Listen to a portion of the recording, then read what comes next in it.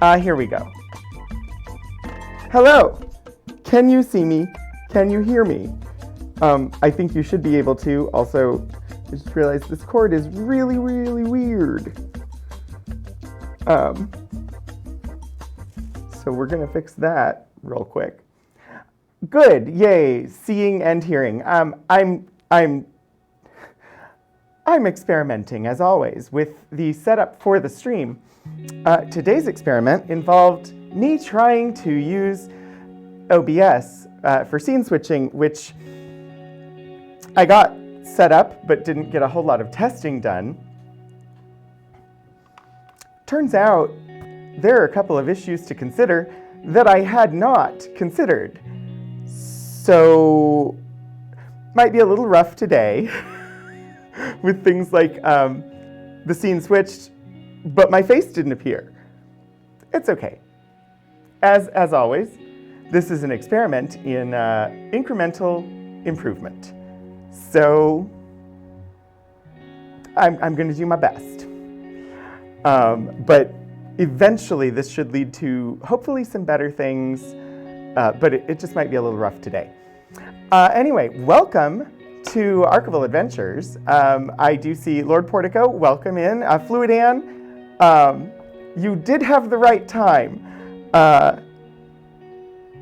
I don't know if your clocks will be changing this weekend. Doesn't part of Europe change this weekend? I don't know who does and does not.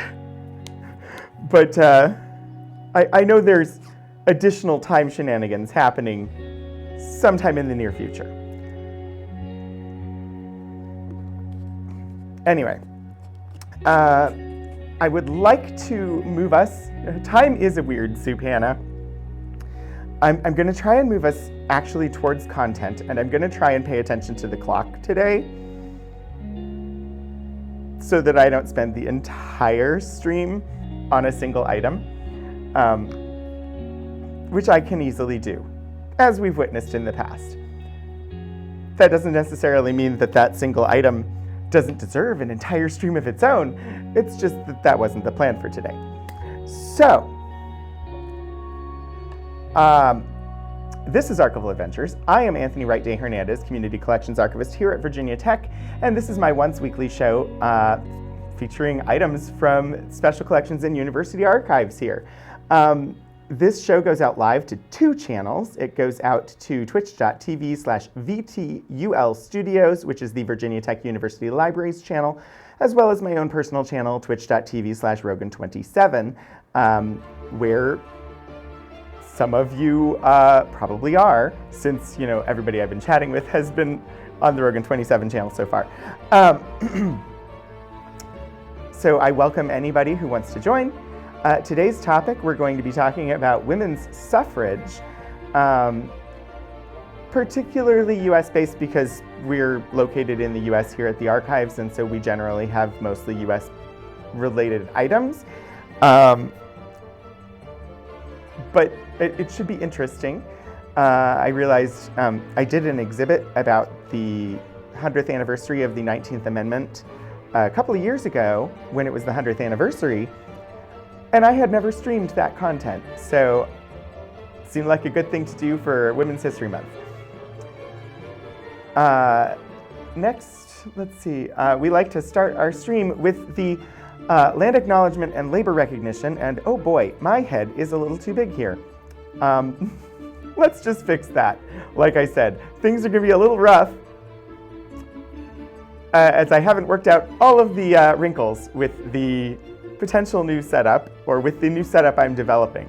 But I wanted to give it a test run, and I'm already seeing some issues to correct.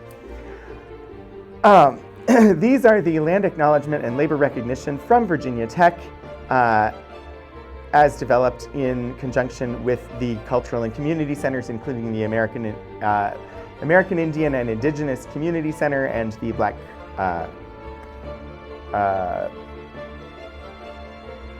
I think it's just Black Cultural Center, BCC, yeah. Wow, brain. Virginia Tech acknowledges that we live and work on the Tutelo and Monacan people's homeland, and we recognize their continued relationships with their lands and waterways.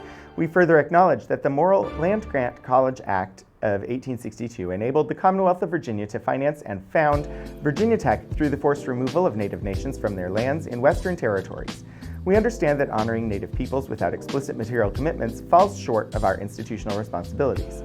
Through sustained, transparent, and meaningful engagement with the Tutelo and Monacan peoples and other Native nations, we commit to changing the trajectory of Virginia Tech's history by increasing Indigenous student, staff, and faculty recruitment and retention, diversifying course offerings, and meeting the growing needs of all Virginia tribes and supporting their sovereignty.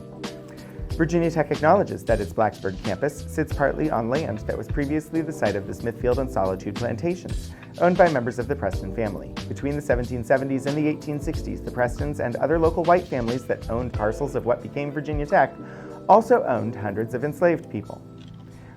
We acknowledge that enslaved Black people generated wealth that financed the predecessor institution to Virginia Tech, the Preston and Olin Institute, and they also worked on construction of its building. Not until 1953, however, was the first Black student permitted to enroll. Through inclusive VT, the institutional and individual commitment to prosim that I may serve, in the spirit of community, diversity, and excellence, we commit to advancing a more diverse, equitable, and inclusive community. And thank you, Hannah, for dropping the links to that in the chat. What we have coming up today, as I said, is material on women's suffrage. And for that, we have a resource that you can link to and see the list of what is on the cart and available to be looked at. It's not technically a finding aid because this is not just a single collection we're looking at, but you can consider it a finding aid for finding what I have on the cart and letting me know if there's something in particular that you would like to look at. So I will just quickly cover what the items that are located on the cart today are. And for this women's suffrage stream, I have the Adelaide Claflin letters. And as always, I do not know for certain the pronunciation of all of these names. These letters are from 1884. I don't have someone to ask, hey, how do you pronounce your name? So I don't know. My best guess is Claflin or Claflin, but I'm gonna go with Claflin. Adelaide Claflin letters. Adelaide was a resident of Quincy, Massachusetts, and speaker on the right of suffrage for women. The letters were written in November 1884, referring to Claflin's speaking at an upcoming lecture about the women's suffrage question. I have the Women's Suffrage Cook Book, containing thoroughly tested and reliable recipes for cooking, directions for the care of the sick, and practical suggestions contributed especially for this work, edited by Hattie Burr in 1886. That's one of two cookbooks that I have on the cart today. We have the Look family papers, papers of the Look family of Wyoming, New York, and Marion, Virginia, including correspondence of women's suffragist Susan Look Avery and other family members, cartes de visite of Avery and her daughter Lydia Avery Coonley, and photographs of Hillside, the Avery family home in Wyoming, New York, and a brochure of the Susan Look Avery Club of Wyoming, New York. That was confusing to me slightly. I didn't immediately recognize that Wyoming was the name of the city in New York. Then I have a statement in regard to the suffrage from possibly 1894. We don't know who the publisher is, and I don't exactly remember what that one is, but I will refer to my handy notes and see if my notes tell me, because for once, we're looking at things that I've looked at before. Written by the Honorable Abram S. Hewitt and issued by the New York Association Opposed to Women's Suffrage, this essay from 1894 argues against women's suffrage on the basis that government is men's work, because government exists only when backed by force. It claims that men are fighters and women are not. It also notes that women's exemption from holding public office, jury service, and military service are privileges, and that performing these duties cannot be done, quote, without violating the proprieties and safeguards of female purity and delicacy, unquote. So, yeah, that one might be interesting to look at, but it will definitely be a, oh boy, moment. Then we have another that I believe, again, is against women's suffrage, which is what women have actually done where they vote, a personal investigation into the laws, records, and results of the 4 equal suffrage states. I know that was part of the exhibit I did, and I have a note here about what's in it, but we can look at it later because I can't find that note right now. It will be historical terms, indeed it will. Strangely, the one following, oh yes, what women have actually done where they vote, subtitled A Personal Investigation into the Laws, Records, and Results of the 4 equal suffrage states, Colorado, Idaho, Utah, and Wyoming. It was originally printed in the November 1910 Ladies' Home Journal and was reprinted by the New York State Association opposed to women's suffrage. So yeah, a couple of things on the side of the argument arguing against giving women the right to vote. Funnily enough, Are Women People, a book of rhymes for suffrage times by Alice Duer Miller, is pro-suffrage. That one I've not really looked at before, so I don't really know what's in it. I'd be interested to see what some of the rhymes are. Then there's the other Suffrage Cook Book, compiled by Mrs. L.O. Kleber, published by the Equal Franchise Federation of Western Pennsylvania.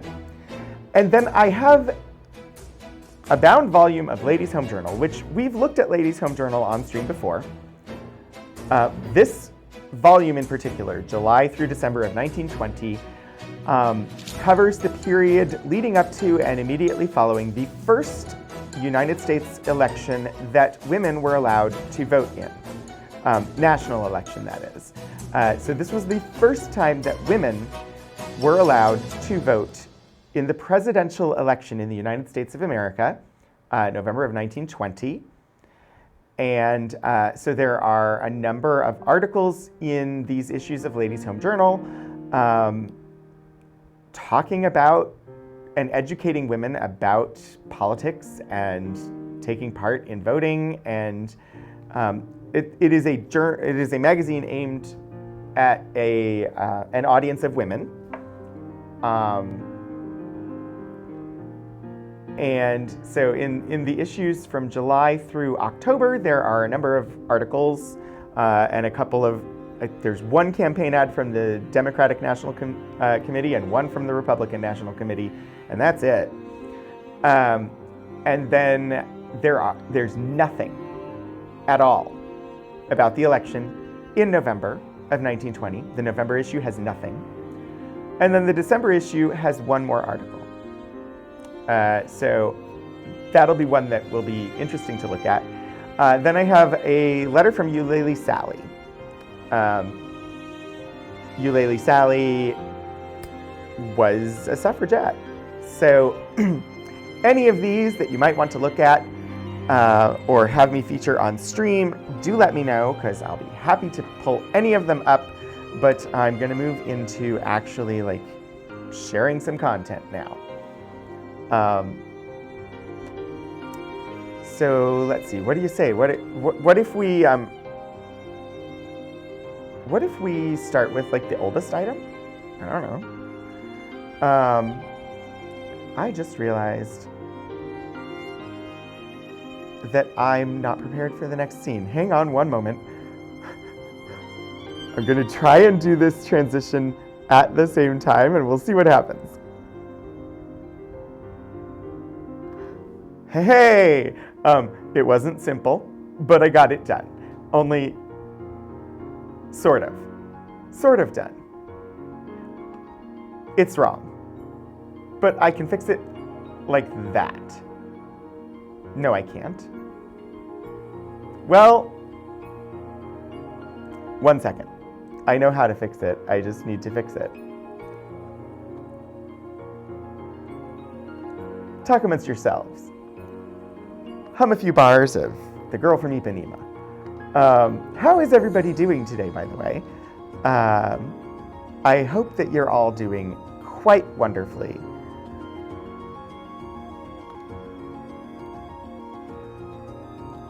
I just need to make a small, little bitty adjustment to add a video source.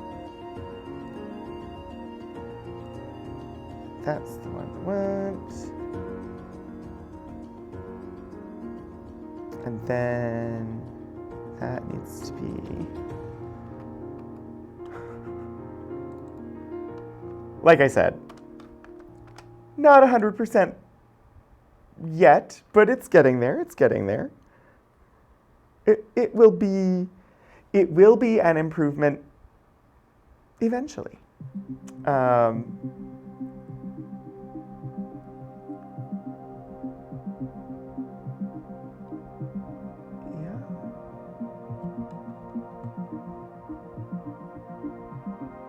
I don't understand. Something's not quite working.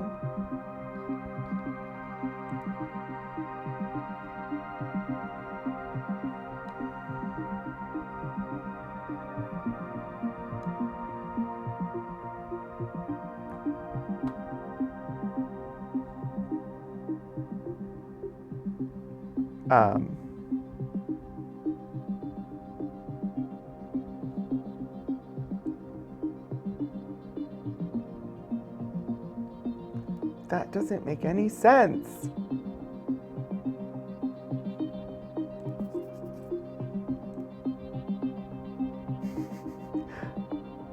I do not understand why it has done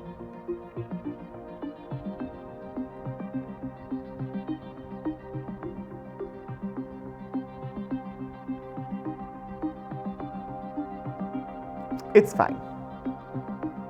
Everything's gonna be fine. It's all gonna be wondrous. And we're just gonna have fun today with me trying to make everything work the way that I need it to work. Yeah? No, that don't work.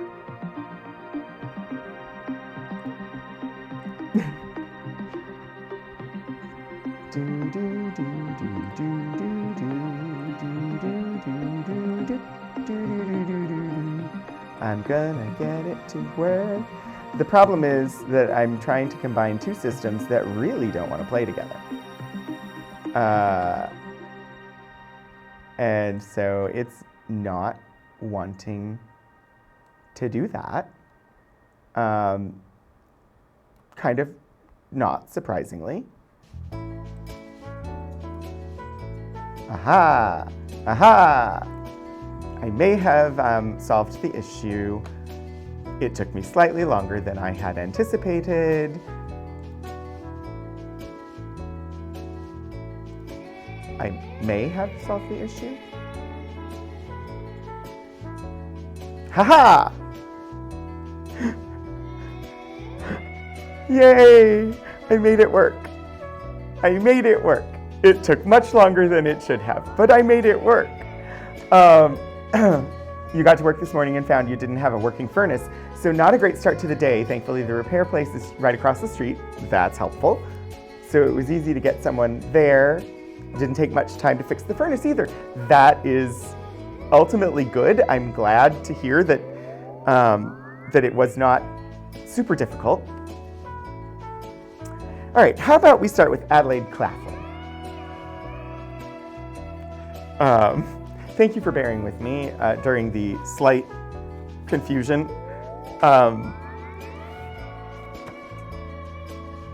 Adelaide A. Claflin. Claflin. I don't I can't think of any other ways that I would pronounce that name, Claflin. So this is an actual collection.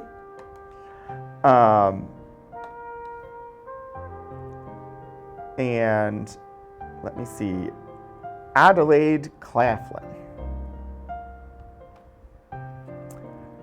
All that the finding aid tells me is resident of Quincy, Massachusetts, and speaker on the right of suffrage for women. 2 letters written in November 1884 from Claflin to Mrs. Hollander, referring to Claflin's speaking at an upcoming lecture about the women's suffrage question. You'd hoped that Wiki would have a pronunciation of her name, but alas, no such luck. Yeah. And what's funny is I never questioned it. I've always just read her name in my brain. But then when I went to say it out loud, I was like, you know, that sounds weird to me. I don't know if I'm saying that correctly. So 2 letters. One from Tuesday, November 11th, 1884, and the other one from Friday, November 14th, 1884. So let's look at this Tuesday one first, and I should be able to zoom in.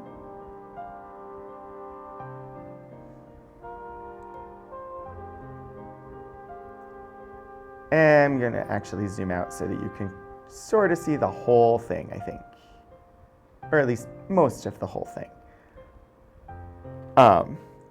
And since I took the time to fully transcribe these like 2 years ago, I'm going to pull out the full transcriptions that I wrote. Mrs. Hollander. Dear Madam, I have received a note from Mrs. Stone giving me your name simply as above, and asking me to communicate with you in case I were willing to speak for you in Somerville on Sunday the 22nd, and on the same subject on which I lately spoke in South Boston. As the 22nd is Saturday, I am left in a little doubt as to the real date desired. And I am also a little embarrassed in my writing by some other causes. I have a bad cold just now, but probably would be well enough to speak by that time, and would like to do so as far as I know at present. But I did not speak exactly at South Boston. I read a written essay upon, quote, what women as a class owe to each other, unquote. And this essay, substantially, was read to the Somerville Women's Club a year ago. I do not know whether that club is in the same part of Somerville, or whether that would be any objection. I should therefore be glad to hear further from you in regard to the circumstances, as Mrs. Stone's note was extremely brief. Very truly yours, Adelaide A. Claflin, 21 Chestnut Street, Quincy, Massachusetts. Her first name was not actually Adelaide. Her birth name was Narcissa Adelaide Avery. Oh wait, she was an Avery? Well, we need to do some work and update this finding aid, because that is something we should be noting. Did I know that 2 years ago? Because I may not have known that 2 years ago. Oh, no, so I knew Adelaide Avery Claflin. So I may not have found her first name being Narcissa, but yeah, apparently we need to do a little research because, and the reason why I immediately am like, okay, we need to fix this, is because these 2 letters then are related through family to the Look papers that I also have on the cart. Only I didn't know that. I didn't know there was any association between the 2. because there's no mention of the Avery name in the finding aid for the Claflin letters. Let me see. I'd also be curious to investigate that familial connection, because the Look papers are primarily about Susan Look Avery. And yes, indeed, if you are here and you have not recently taken the survey about Archival Adventures, you're welcome to do so. I do read them and have been making notes as to how to make changes and improvements based on the feedback.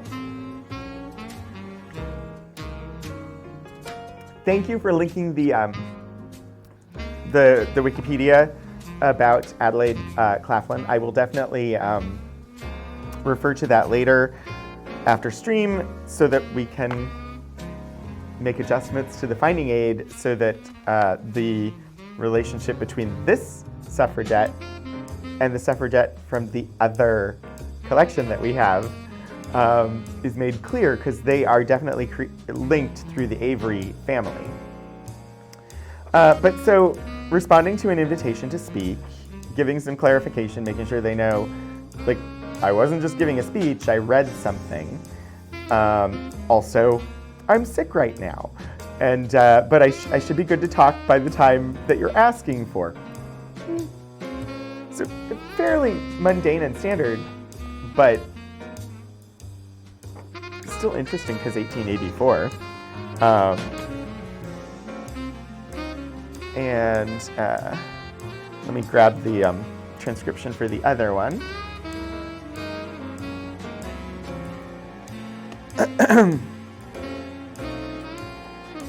All right, so this one, Friday, November 14th, 1884. My dear Mrs. Hollander, I am much obliged for your explanation in regard to the lecture, and I am glad such a course is undertaken. So we're missing the intervening correspondence. This is the response to the letter that we just read, which was a response to a letter that we don't have. So one side of the communication, of course. Hi, Shadows of Life. All right. I'm glad such a course is undertaken. With regard to myself, I only mentioned the South Boston paper because Mrs. Stone wrote to me about that. I have spoken for the Massachusetts Suffrage Association upon that question a good many times. Within the past 2 years, I'm going to see if I can just zoom just a tiny little bit further outward.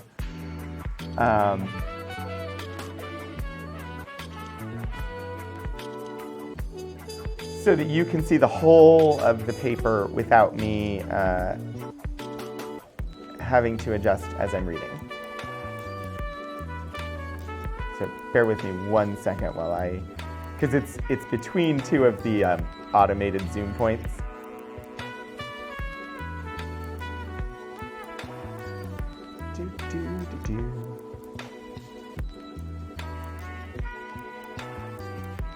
Come on. The incremental zooming is much slower. We're getting so close.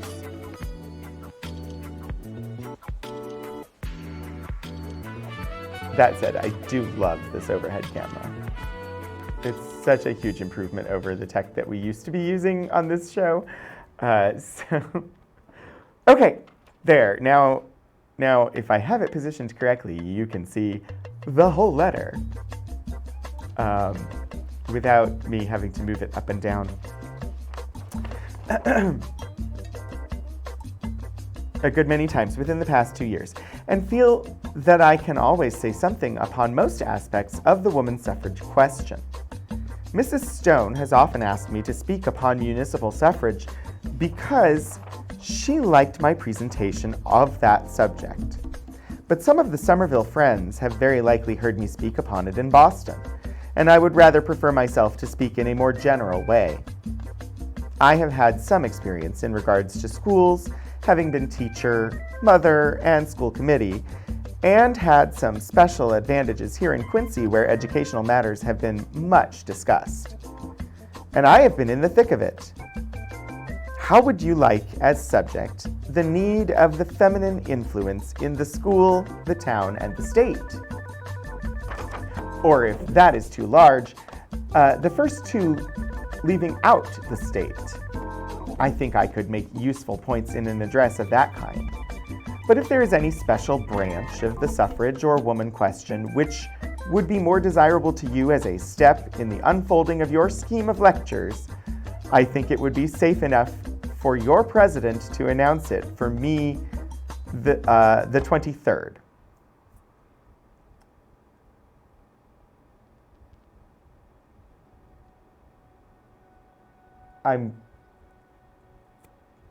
Yeah. I think my transcription is missing a page break, and so I wanted to check and see where that happens.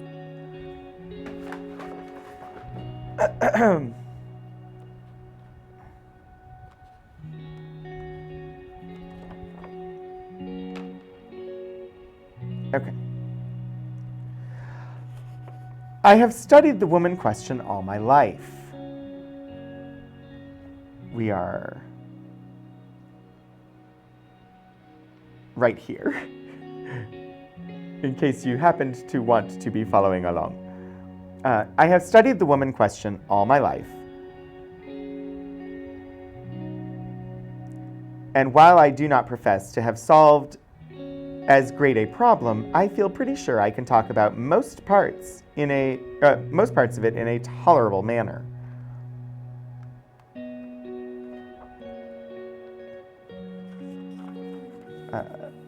Tolerable manner.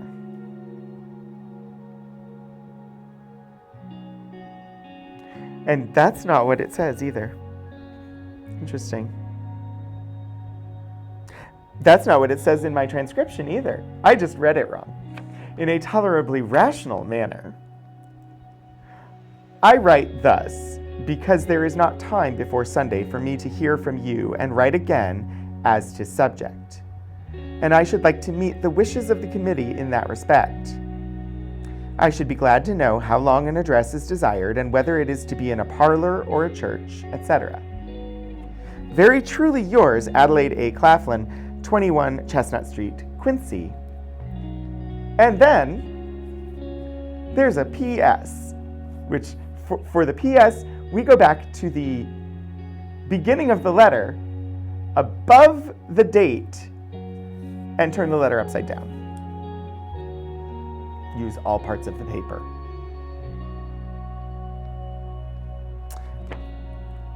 As an alternative subject, I might suggest, quote, the reaction of equal rights upon woman and society, unquote, AAC.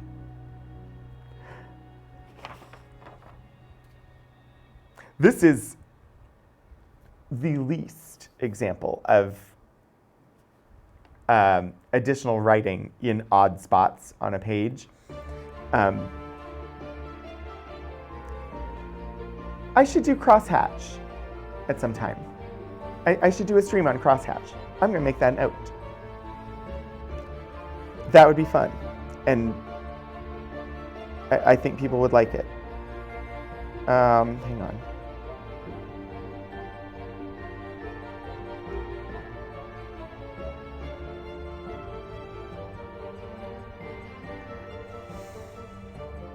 Okay, I just need notes.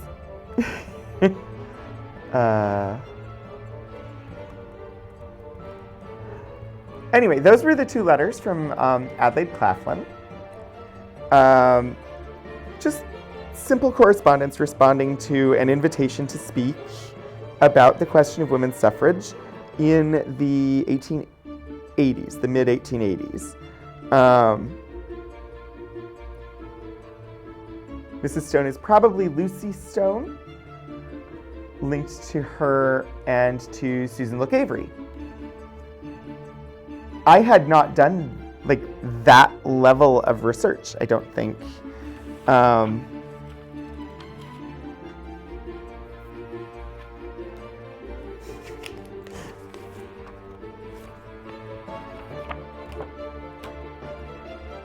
I'm losing pages. Aha!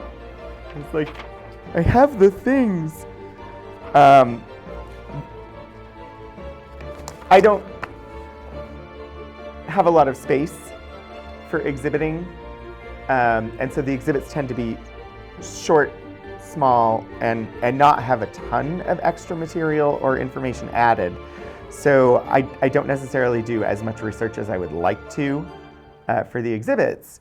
The extent of what I had for those letters was 2 letters from Adelaide Avery Claflin to Mrs. Hollander discussing an upcoming speaking engagement for Claflin for the Women's Suffrage Association. Claflin was a resident of Quincy, Massachusetts, and began speaking publicly in support of women's suffrage in 1883. She became a member of the Quincy School Committee in 1884 and was the first woman to hold an office in the town.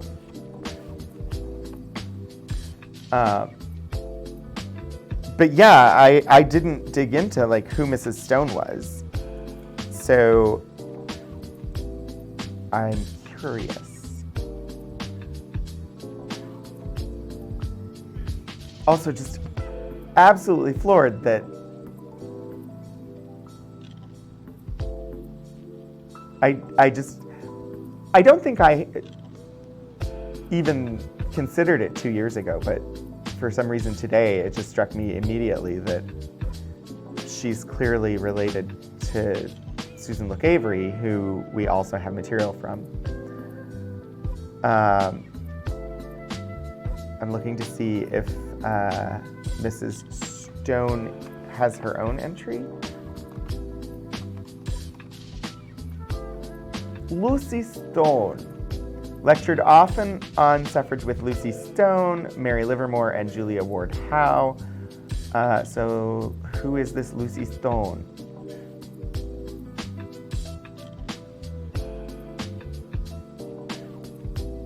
Name after marriage, organizational activities, West Brookfield, Massachusetts was where she was born.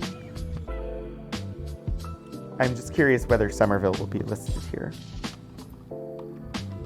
It's not, but that doesn't mean that it's not her. So Fluid M, thank you for identifying a potential Mrs. Stone. American orator, abolitionist, and suffragist who was a vocal advocate for and organizer promoting rights for women. In 1847, Stone became the first woman from Massachusetts to earn a college degree, spoke out for women's rights against slavery, known for using her birth name after marriage, contrary to the custom of women taking their husband's surname. Her organizational activities for the cause of women's rights yielded tangible gains in the difficult political environment of the 19th century. Stone helped initiate the first National Women's Rights Convention in Worcester, Massachusetts, and she supported and sustained it annually, along with a number of other local, state, and regional activist conventions. Cool.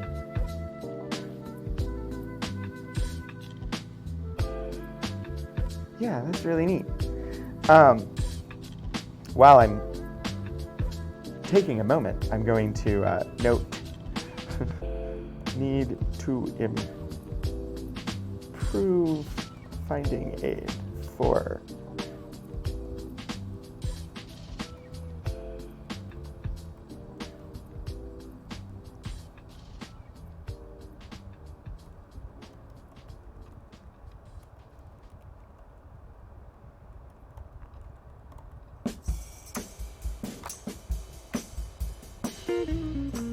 Okay, making a note that we need to do some extra work on these letters.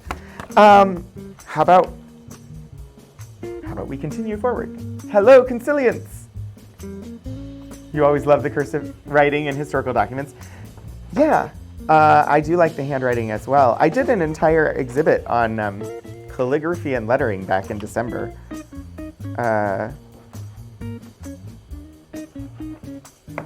it included some various things about different letter forms, but yeah. Also, hi. It is good to see you. Okay, next.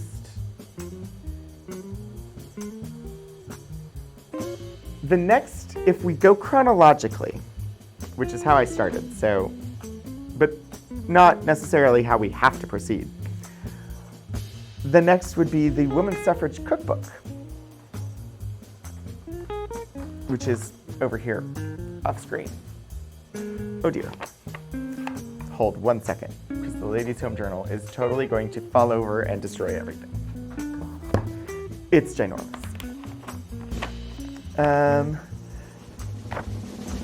I want the Hattie Burr, which is this one.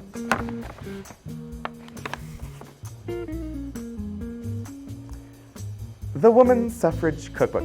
And so this is a thing I noticed when I was researching for the exhibit. It's almost always called woman suffrage, not women's suffrage. But modern day parlance, we refer to it as women's suffrage. But during the time leading up to giving women the right to vote in the United States and in parts of Europe, and like everything that was happening in like the 1880s and early 1900s, it's always woman suffrage. At least in the sources that I have seen. All right. So there are recipes in the cookbook, obviously, but I think of more interest is some of the front matter and description of like, why was this written?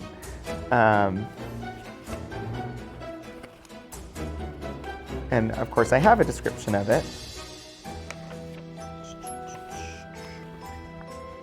If I can find it. Ooh, suffrage cookbooks. So a general description discussing multiple suffrage cookbooks.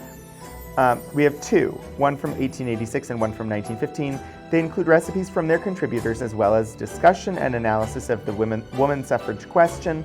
Similar to previous post-Civil War charity cookbooks, these books were a source of funding for woman suffrage associations, as well as a means of spreading advocacy for suffrage. A nice description is available from The Salt from NPR, if you are interested in seeing that. I have a QR code that I will throw up on screen there, and the link is above it. I will type that in real quick here. You're getting like additional information that I already know about. It's a rare stream.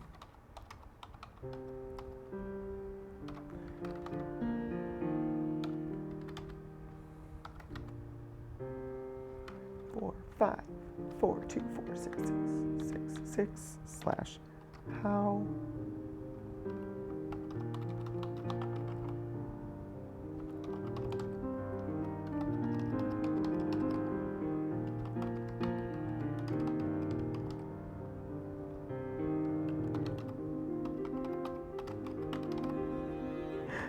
Okay. I hope that worked. Let me see, and then I will throw it in the other tab. It did. Yay. So yeah, there is additional information about suffrage cookbooks available there on that NPR story. But let's take a look at one.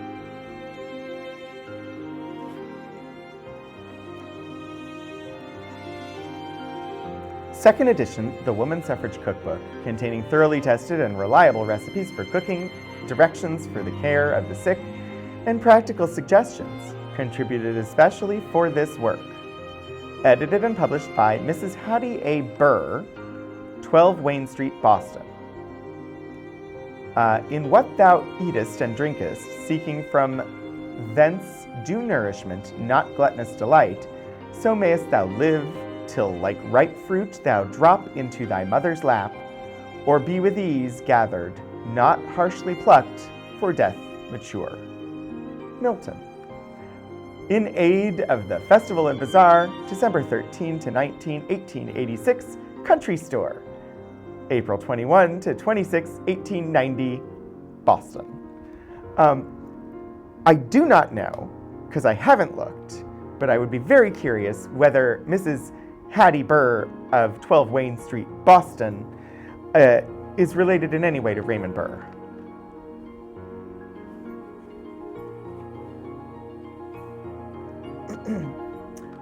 This little volume is sent out with an important mission. It has been carefully prepared and will prove a practical, reliable authority on cookery, housekeeping, and care of the sick, especially adapted to family use.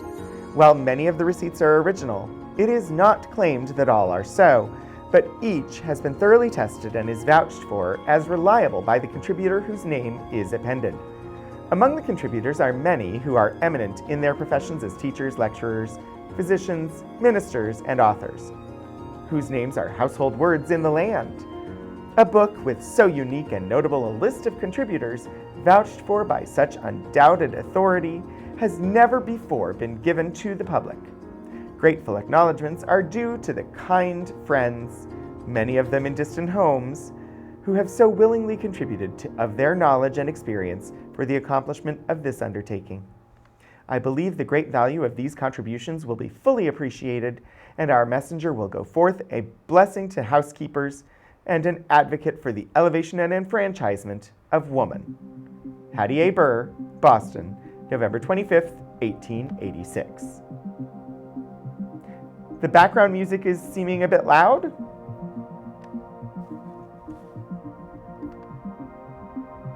This is always a variable. I will bump it down slightly. Let me know if it continues to be too much. And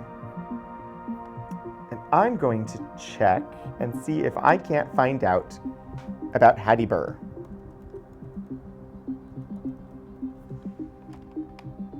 There was one song that seemed a bit loud. I will go back and I might remove that one from rotation.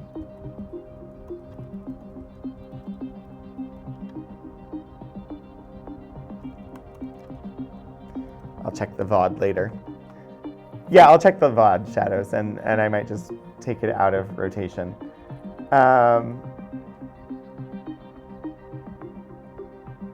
Wow, you type in her name and immediately results for this cookbook come up.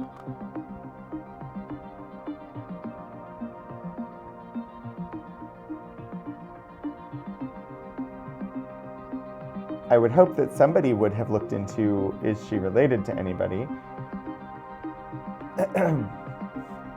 Hattie A. Colby Burr compiled the fundraising book, The Woman Suffrage Cook Book, in 1886.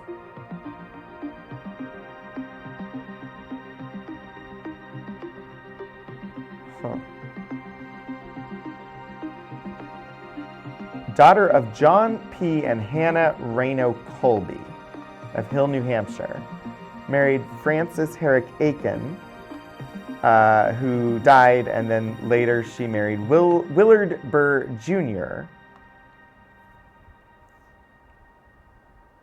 So if there is a familial connection to Raymond Burr, it would be through marriage.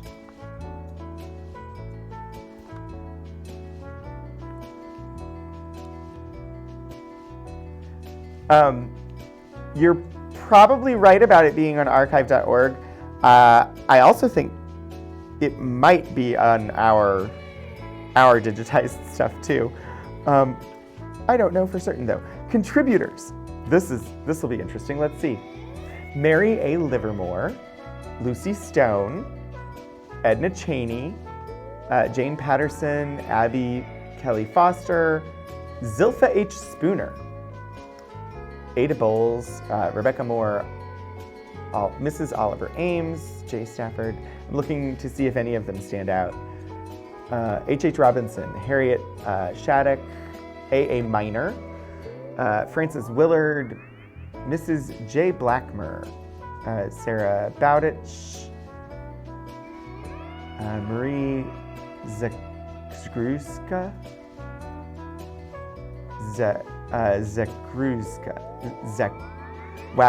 Zakruska.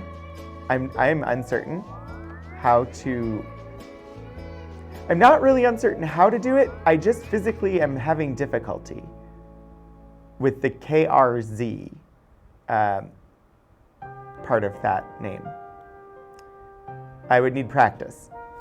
Lily Devereaux Blake, Carla Berwick Colby, Elizabeth Saxon, Anna Ella Carroll, let's see, Mrs. Cece Hussey, Mrs. Benjamin Pittman, Mrs. William Collar, Sarah Armay, Mary Daniel, Julia Ward Howe, May Wright Sewell, Cora Scott Pond, Reverend Annie Shaw, Mrs. Matilda Jocelyn Gage, Emily Fifield?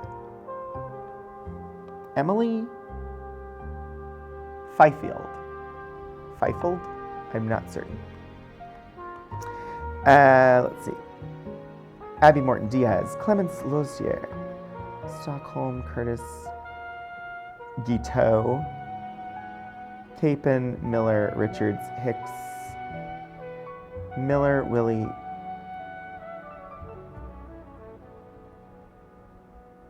Instead of reading them all out loud, I'm just going to skim.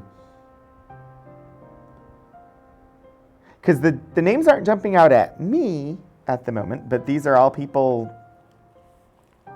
that were interested in the women's suffrage question, at least, at that time in the late 1800s. Osgood Courier.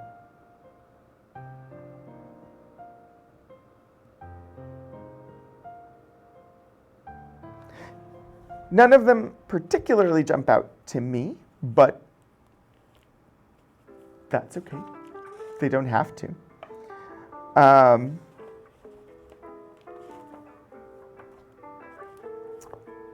What are we in the mood for? I'll read one recipe from this book. Breakfast, lunch, or dinner, or a snack, or a dessert.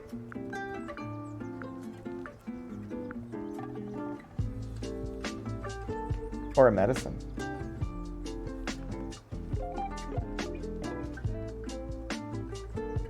A snack. We could go salads and pickles for a snack. Miscellaneous. No!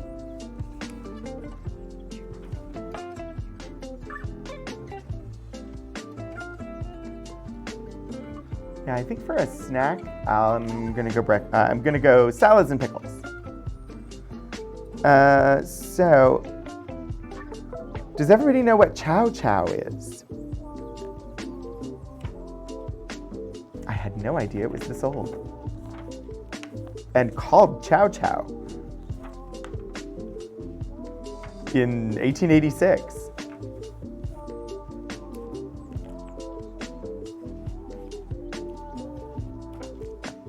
I'm hearing a little bit of cracking on this spine, so I don't know that chow chow is technically a snack, but I used that as a guide for which section I should look at, and then picked a recipe from there. All right, so we're looking at the page on the right. At the bottom, chow chow. Let's see, 1 peck of green tomatoes, 2 dozen onions, 1 quart of green peppers, 2 cupfuls of sugar, a handful of cloves, also of allspice. Slice the tomatoes and onions, scatter salt over them, and allow them to stand overnight. In the morning, pour off the water and chop fine, then chop in the peppers and add the sugar and spice. Boil until well done, probably 3 hours, after having covered with vinegar. That recipe from Rebecca Howland. So sliced onions and tomatoes that have been salted to get as much water out of them as possible. Then chopped fine, chopped green bell peppers are added. Everything is boiled with some sugar and spices.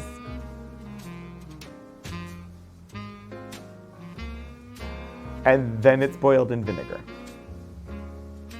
Chow chow is a pickle. It's a vegetable pickle. That recipe's a nope. You can't do tomatoes. I've never really had chow chow that I'm aware of.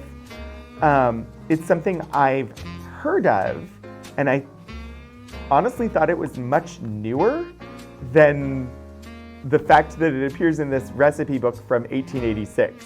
Like, did not think that it was that old.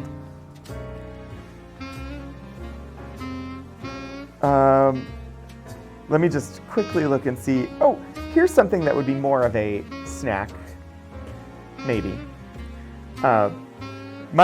Might also be something that people won't necessarily be able to do, since shellfish, but lobster salad from Sarah F. Sargent. Considering that so many of the women's suffrage sources that we have are linked to New England, lobster and crab should be expected. Chop the meat of 2 small lobsters and a head of lettuce. Mix well together. Add the whites of 2 hard-boiled eggs chopped. Mix the yolks of the eggs, 1 tablespoonful of mustard, 1 of olive oil, 2 of vinegar, 1 of white sugar, a teaspoonful of salt, a little pepper, and the yolks of 2 raw eggs. Pour over or mix with the lobster. All right, so we've got lobster meat, which can take some time to get, although is easier to get, I would say, than crab meat. So lobster meat, a head of lettuce, which I'm uncertain what type of lettuce would have been most prominent in 1880s America. Like, if this was 1980s America, I would know they were talking about iceberg lettuce. 1880s America, I don't know what type of lettuce they would have been referring to, but a head of lettuce. So you mix the lobster and the lettuce, and then add in a couple of hard-boiled eggs. And then you make a sauce, starting with the yolks from the hard-boiled eggs, mustard, olive oil, vinegar, sugar, salt. So that's like a deviled egg mix. Pepper and the yolks of 2 raw eggs. I've never done, but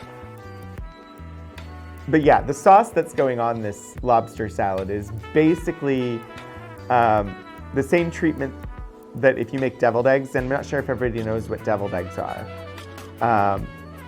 Deviled eggs are a hard-boiled egg that you've removed the yolk from, and then you do to the yolk what is being done here, and then you put that mixture back inside the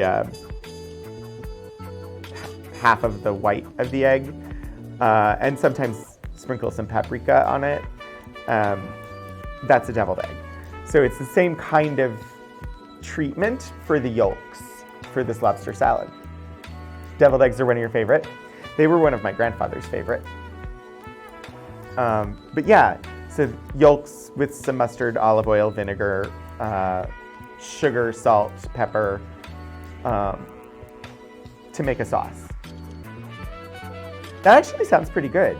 I think it would make a lovely little, I don't know if it's a snack, but you stick it on a nice toasted bun and you got a nice lobster roll, I think.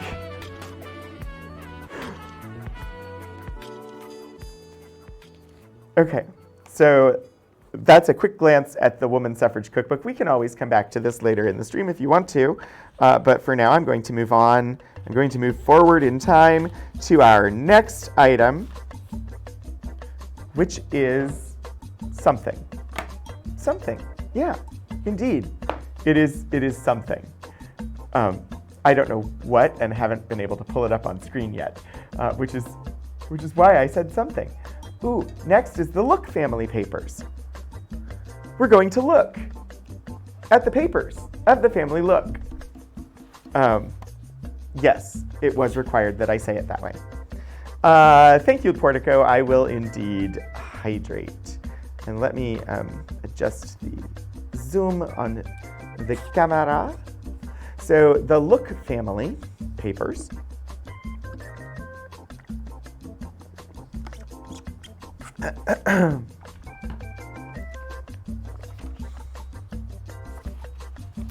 Let us just check one moment here, because I definitely, if these were in the exhibit, and I'm not sure they were,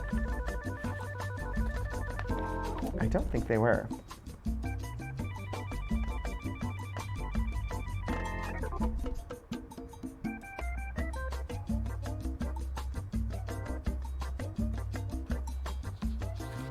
Yeah, it doesn't look like these made it into my exhibit previously, so I don't have any additional context for these. So we'll just take a look at them. But also I have the finding aid, and it will tell me a little bit about what we're going to see in here.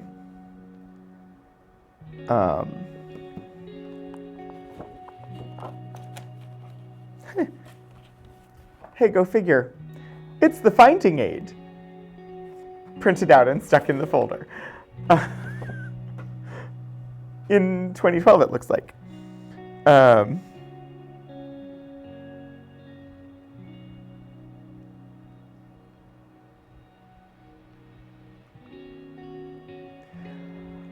Okay.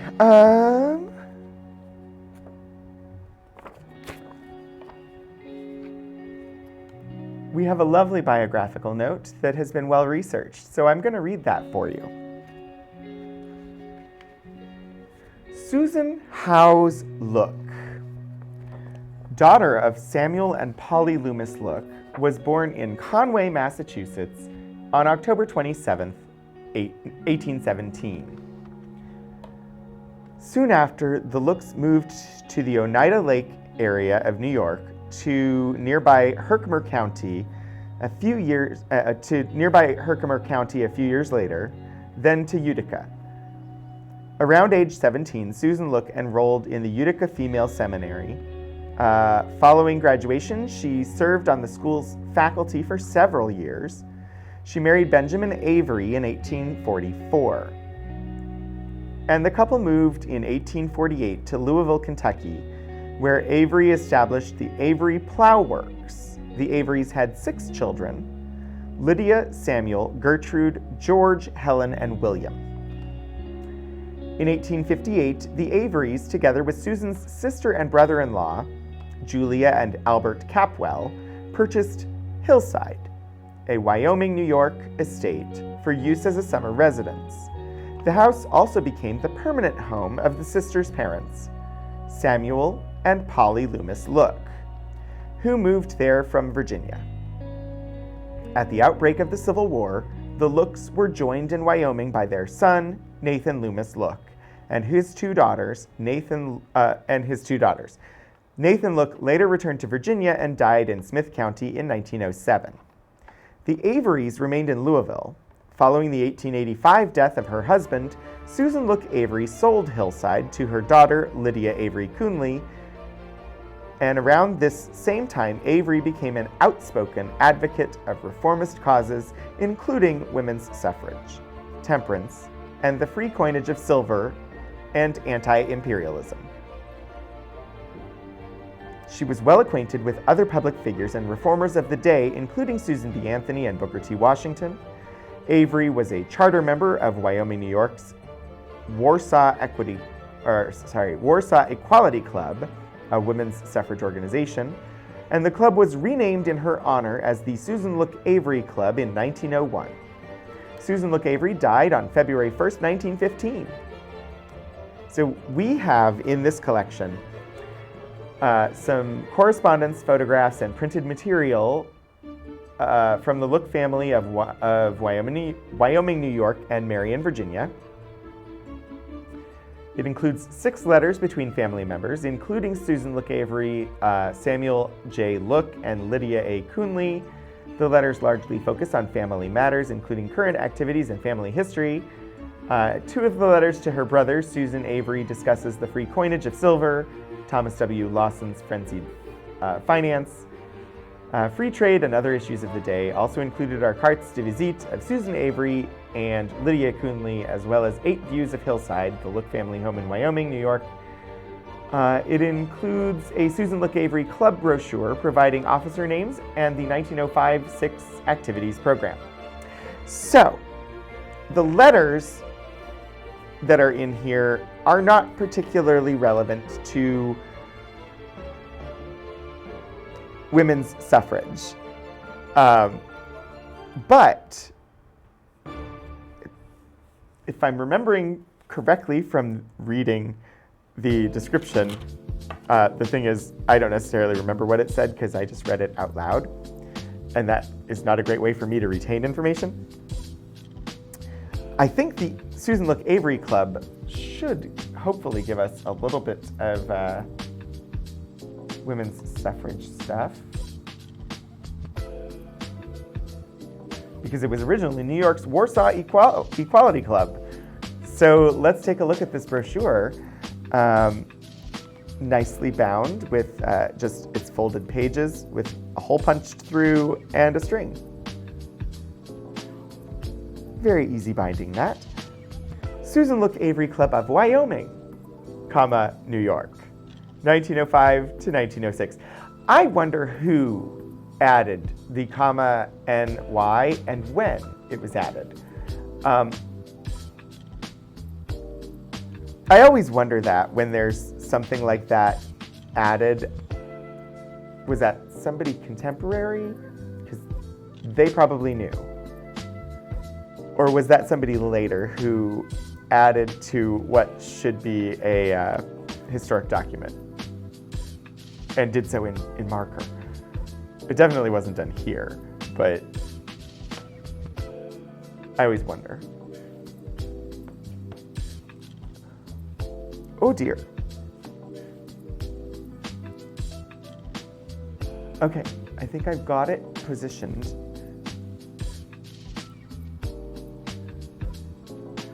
No country seems to owe so much to its women as America.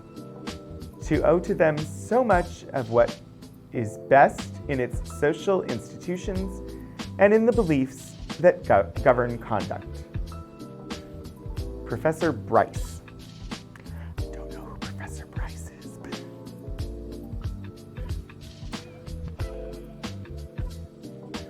apparently worth quoting. I mean, anybody's worth quoting if they say something good enough, right? Born in Conway, Massachusetts, October 27th, 1817.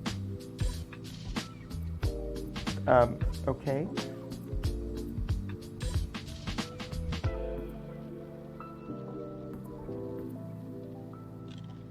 That is Susan Look's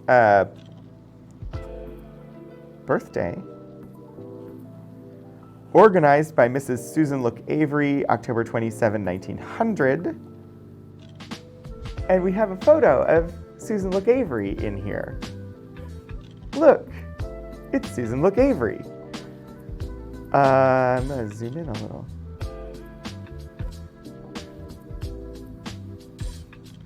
That is a lot of lace.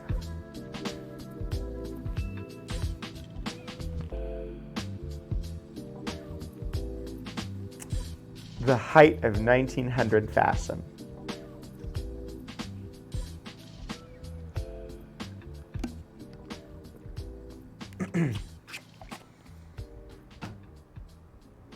Definitely posed, and at that time, you'll note she isn't smiling. photographs at that time, people did not smile. Smiling for a photograph would have been exhausting, and would likely have led to blurring of the photo because it's hard to hold a smile. That takes a lot of energy, muscle energy, and photographs took so long that nobody would have been able to maintain a smile. That's why people don't smile in these old photographs, is because it physically would have been difficult to do and hold, because they had to sit still, sometimes for multiple minutes, while that photo was captured. So you can't find any actual family connection between Susan Look Avery and Adelaide Avery Claflin, at least so far. Yeah, it's something that I made a note, like we'll want to like research it, but I'd be surprised if there's not, given their physical proximity and prominence within women's suffrage around the same time. It just seems like they're in the same part of the country regionally. I feel like there's got to be some sort of family connection between them. I haven't had a chance to look through it. 50th anniversary program, Susan Look Avery Club. Let's see. This is 1905-6, so we've got Annie Hawley, Elizabeth Roberts, Ella Hayden, Sarah Eastman, and Mary Dodson as officers. Some program committee here. Brooks, Hawley, Allen, Arnold, Crawford, and Keith. County convention is to be held in Wyoming in the summer of 1906. Again, Wyoming, New York. Not confusing at all. Ooh, I love this. Look at the watermark on that page on the left. Like it's not even really a watermark. It's just a faint image, sepia tone faint image on that page. I love it. A modest woman. What does that say? Sorry, struggled with the font for a second. A modest woman vote and stand with men about a window. Dear, you know me better. I saw you do the same thing often. When? Why, at the office, when you mailed a letter. Margaret B. Harvey. I'm not certain I parse the full meaning of that quote. A modest woman vote and stand with men about a window. Dear, you know me better.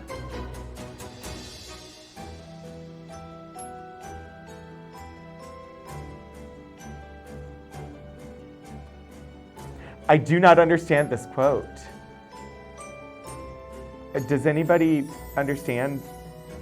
Because I don't understand what she's saying and why it's quotable.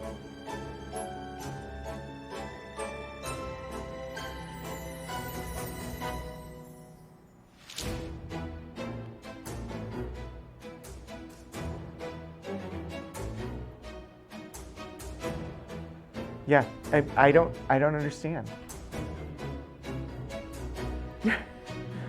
Let's see.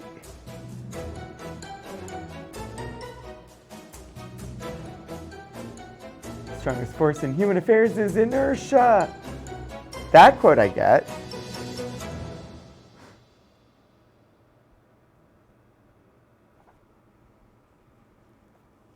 It is bad for the ignorant and the vicious to do ill, but it is worse for the educated and the honest to do nothing.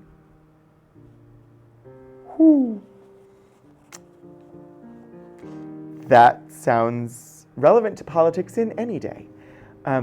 Expedients are for an hour, but principles are for the ages. I'm enjoying the quotes, except for the one that I don't understand. He is rich or poor according to what he is, not according to what he has. Henry Ward Beecher. Civilization is of slow growth. All that is contained in it is found in the Ten Commandments, the Golden Rule, and the Sermon on the Mount.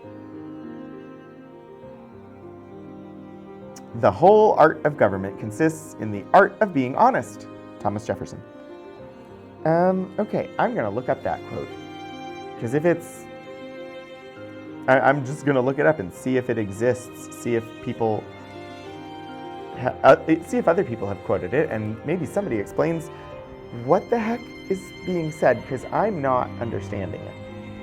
I'm going to see here...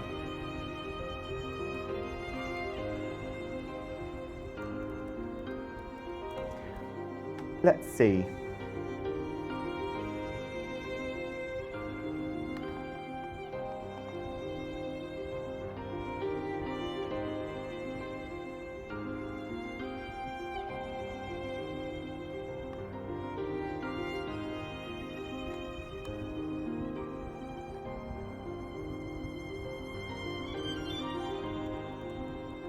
I doubt I'm going to find it.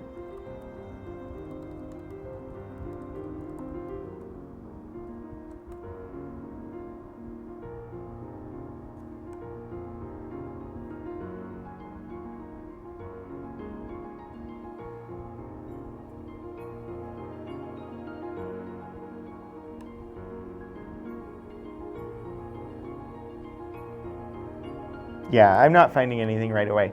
I don't know. I'm uncertain what Margaret Harvey was trying to communicate.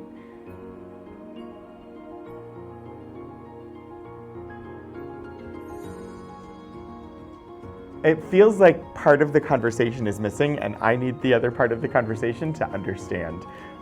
I'm going to move on. Let's see. The finding aid said that the letters aren't really about suffrage, so let's look at some of the other items here.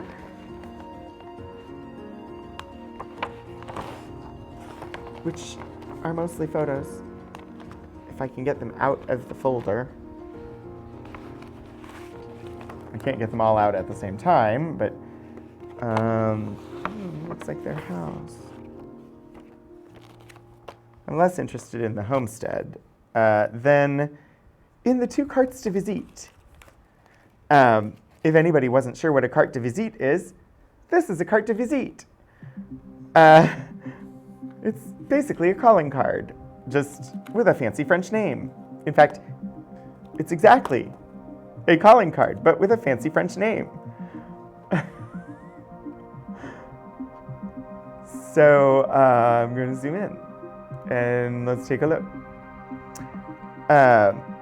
This first one here, Fratelli Alinari Firenze, is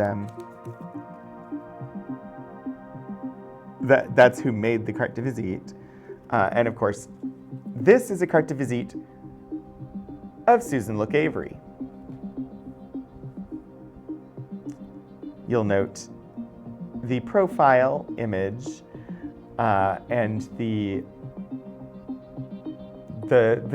ivory colored brooch, the white brooch. Oh gosh, I forget exactly what those are called.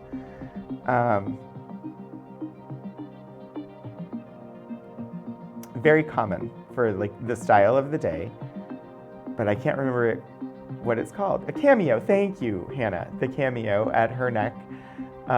She's really young here compared to the photo that we just saw in the program.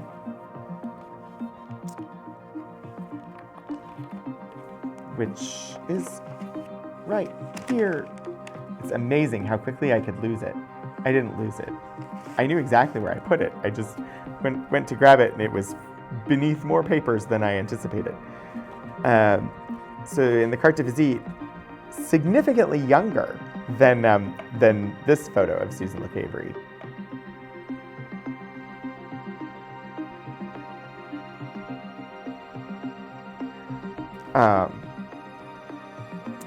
And then the other carte de visite, the one that I happened to use for the starting screen today, this, of course, is a carte de visite for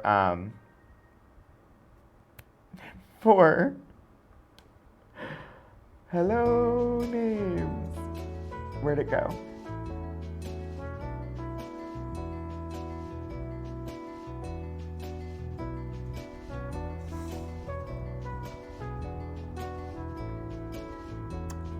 Lydia, her daughter Lydia, and I have more information, slightly more information on Lydia, like a full name. But again, you can see the cameo, very, very common element for that article of clothing. I guess a cameo is an article of clothing. I know, it's a very common feature.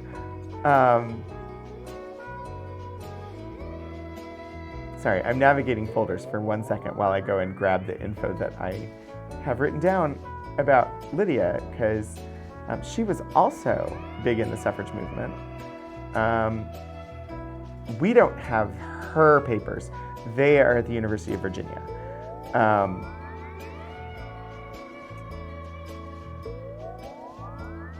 That is not the one I needed to open.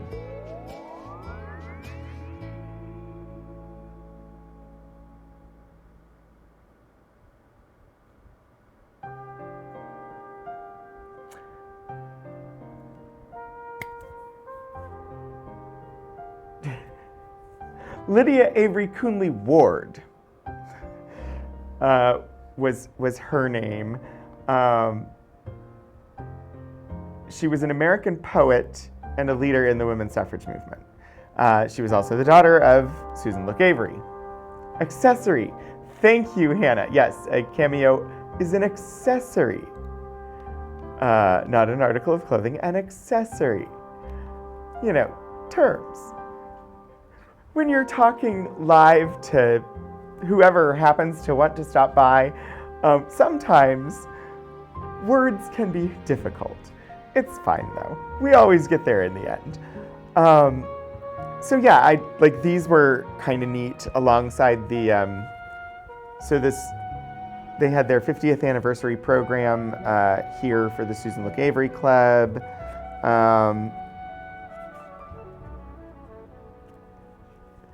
And it covers like the entire year.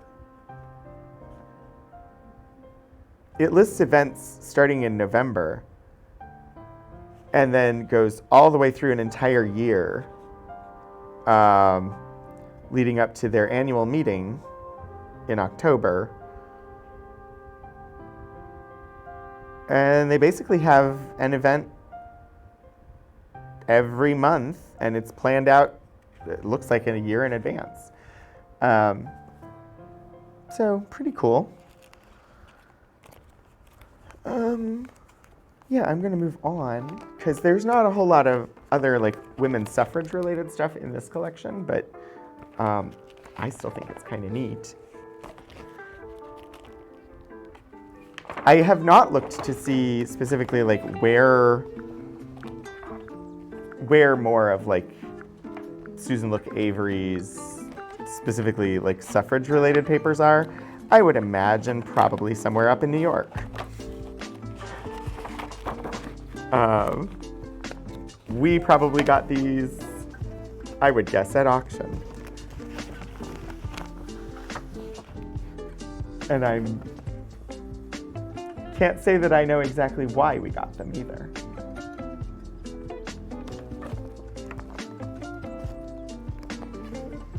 Source of acquisition. No, it was donated to us in 1976. Curious as to why somebody chose us to donate these to. Because as far as I'm aware, we don't have other like significantly related collections. Like, so I don't know why the donor chose here. It could just be like the donor had some connection here, and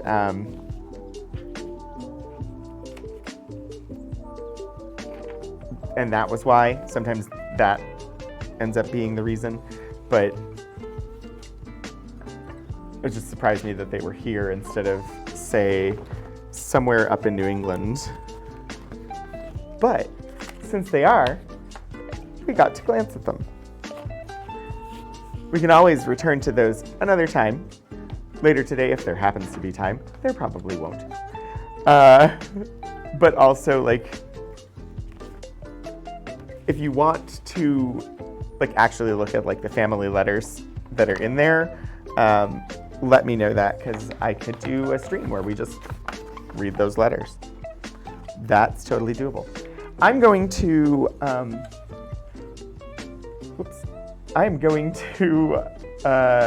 navigate us slightly away from the pattern that we've been in, which was going immediately chronologically, so that we can look at some other things. But first, I need a quick opinion from viewers. Do you want me to look at some of the anti-suffrage items?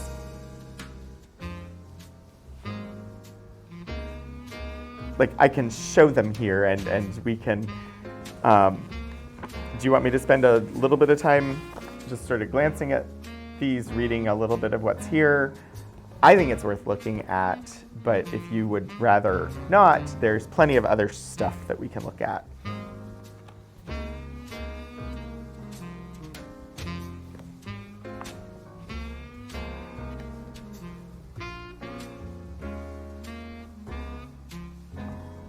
These are both happen to be published by the New York Association opposed to women's suffrage.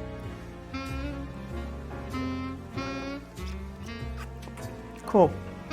I think it's interesting to look at the sorts of arguments that were being made against it, because so often when you're looking at this question, you're looking at the great heroes who fought for and advocated for women's suffrage.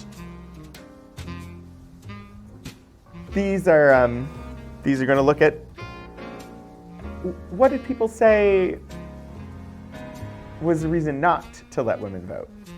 So I'm going to start with a statement in regard to the suffrage by the Honorable James S.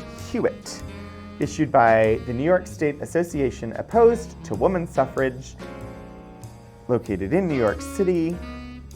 This is from 1894. And historical terms. We know they're going to be there. We certainly know. Oh, come on. Let's zoom out a bit. Maybe.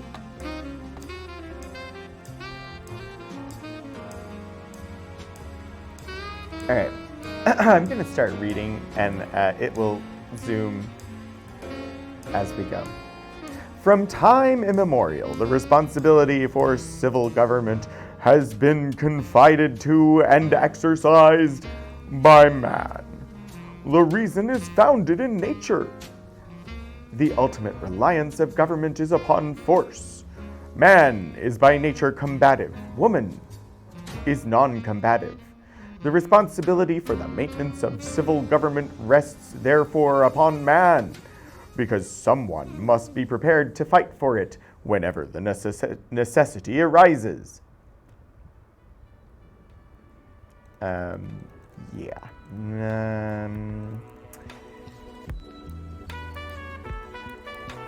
I think you need to support that argument with some evidence if you wish to be taken seriously. At least today. But granted, this was an argument from more than 100 years ago. Okay. One was too far out, one was too far in, and I picked the wrong one to increment from. Anyway, we're there now. 2. The function of maternity is the particular attribute of woman. Her natural sphere is in the family, and love, and not force, is the source of her power. We've definitely seen that argument before. 3. In consequence of these functional differences between woman and man, she enjoys certain privileges and immunities which are denied to men. Okay, so now arguing that women are privileged because because they bear children. Among these may be enumerated the following. First, the duty of holding public office. Second, the obligation of jury service and the discharge of judicial and police functions. Third, military service. None of these duties could be performed by women without violating the proprieties and safeguards of female purity and delicacy. So, arguing that, it's a privilege. We grant women this privilege to not have to deal with these things. 4. The suffrage is a duty which can be exercised by women as well as by men, and it will doubtless be cheerily conceded to woman wherever it can be shown that it will be for her benefit or will promote the welfare of society. But the burden of proof rests upon those who advocate this extension of the suffrage. The suffrage is not a question of right or of justice, but of policy and expediency. Heretofore, it has been conceded only to those who can perform the duties which are inherent in the nature of civil government. Shall it be extended to those who cannot perform these duties? I don't know what duties you're referring to. I'm not certain what duties you think are part of, what duties do you think are inherent in civil government that a woman can't do?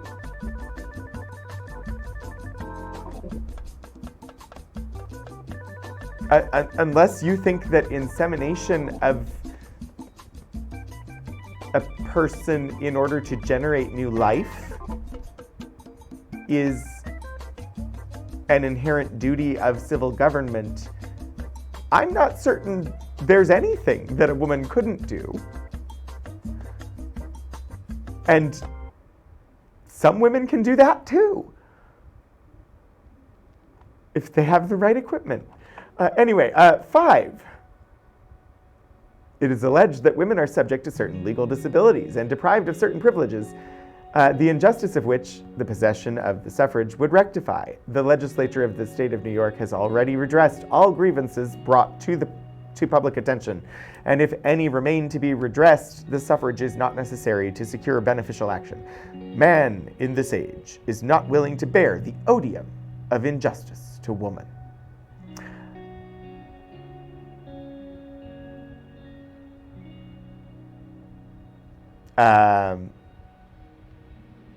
So, addressing the claims that women need the right to vote in order to address certain imbalances inherent in the society of 100 years ago, their argument is that the men of that time are simply unwilling to bear any injustice to women, so women don't need the right to vote because the men will take care of those injustices for them.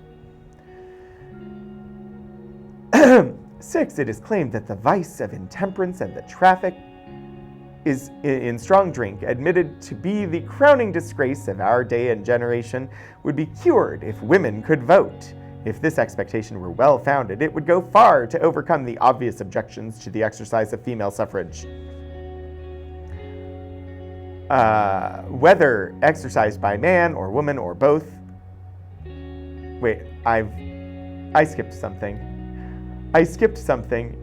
And so I'm going to take a moment and welcome in 16-Bit Eric and the Whimsies. Hello and welcome to Archival Adventures. You're just here on a whim. Hi, Thorkel. Thank you so much, Eric, for the raid. It is wonderful to have you joining us today. And Tantarolus, thank you for the follow. If you are new here, I'm dealing with new things and realized I could do this. No. I realized I can break things. Hi. I'm Anthony Wright de Hernandez. I'm the Community Collections Archivist here at Virginia Tech, and this is a stream where I share things from our archives. Everything's broken. But If anybody here was not already following 16-Bit Eric, you definitely should. He's a wonderful, wonderful human who has lovely streams and just a genuine joy to hang out in that channel. Yes, Thorkel, you do. Many of you, in fact, most of you coming over from Eric's stream will know me as Rogan27, which is the channel that you rated into. We are looking today at materials from the archives about the topic of women's suffrage, particularly in the United States of America, because I realized I put together a bunch of stuff on women's suffrage like 2 years ago for the 100th anniversary of the 19th Amendment in the United States, which granted women the right to vote, and I never streamed about that because that was before I started doing the streams. So I thought, why not? Let's do that. So right now we are, in fact, actually looking at a document from 1894 called Statement in Regard to the Suffrage. It was published by the New York State Association opposed to women's suffrage. And so we're reading it to see what reasons they had for thinking that women didn't deserve the right to vote. Their first argument was that governance is combative and men are combative and women aren't. Their second argument was that the function of maternity is the particular attribute of woman, and therefore her area of focus is the family. Misogyny, yes, indeed, Thorkel. And thank you for dropping the historical terms command there, and for giving the shout out to 16-Bit Eric. And then they say that because women aren't combative and because their area of focus is the family, they are privileged with the right to not vote, serve on juries, or serve in the military. It's a privilege. And then they say, let's see.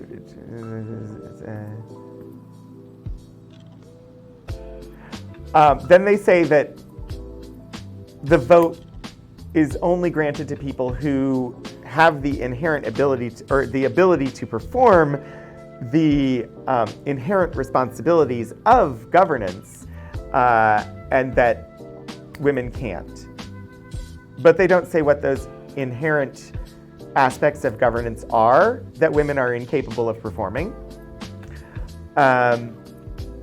And then they bring up the argument from the pro-suffrage side that women suffer certain injustices within the current structure of the 1890s, and they need the right to vote in order to address the problems that they face in modern society of the time.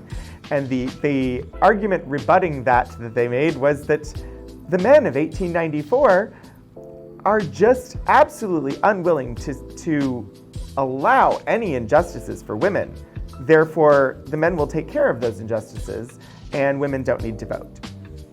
And we were just looking at number 6. It is claimed that the vice of intemperance and the traffic in strong drink, admitted to be the crowning disgrace of our day and generation, would be cured if women could vote. If this expectation were well-founded, it would go far to overcome the obvious objections to the exercise of female suffrage. But nothing is more certain than that the suffrage, whether exercised by man or woman or both, is powerless to restrain the animal appetites.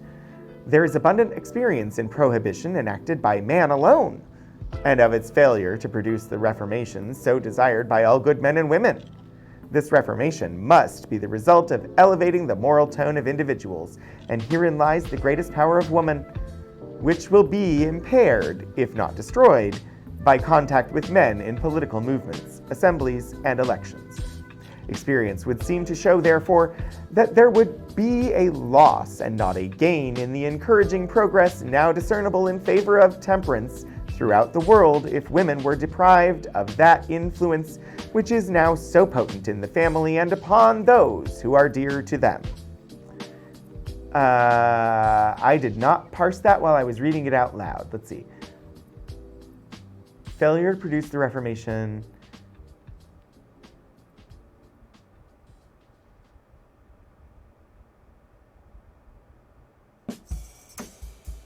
Seem to show, therefore, that it would be a loss and not a gain.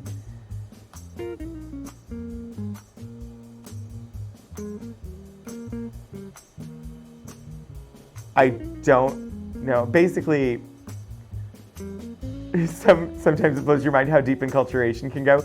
Yeah, women influence men, and they'll lose that influence if they get involved in politics. Essentially, that was their argument, Thorkel. It was couched in stuff about prohibition, which seems peripheral to the argument they were trying to make. They tried to use it as an example, but it was a confusing example. 7, it is asserted that the denial of suffrage to women is a violation of the principles of, quote, no taxation without representation, unquote. This assertion rests upon an entire misconception of the origin and nature of that political canon. It originated in opposition to the attempt of Great Britain to tax her North American colonies without their consent. It had no connection whatever with the basis of representation or the limitations upon suffrage, and these questions were never the subject of discussion. Universal male suffrage did not exist anywhere at that time, but if it had been of any consequence, the abolition of the property qualification in the state of New York and elsewhere has entirely dissevered the connection of taxation with representation. If such a relation should be reestablished, justice would require that representation should be proportioned to taxation, and a proposition which will hardly be recognized in our political system.